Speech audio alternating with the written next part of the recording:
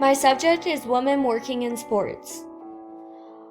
Women face unequal treatments like stereotypes, pay, and qualifications.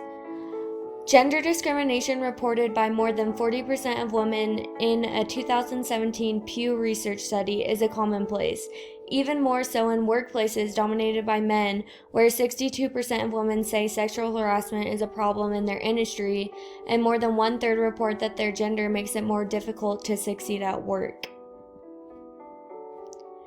Some of the first are within journalism, media, administration, owners, coaches, and players. Lauren Jabara is a Colorado Avalanche reporter and host. She was hired in 2019. Kim was one of the first women general managers for the MLB hired by the Marlins in 2020. Katie Sowers was one of the first assistant coaches of the NFL with the San Francisco 49ers in 2017. Stereotypical judgments happen every day. 2 of these quotes are by 2 PhD professionals.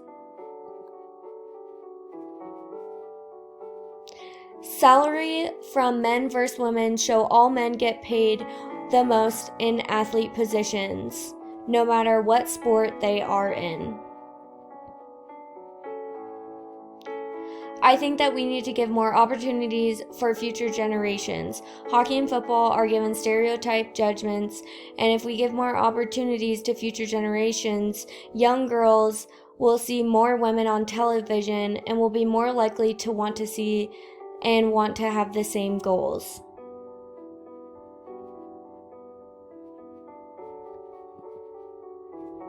Here are my references to all of the women working in sports in my video.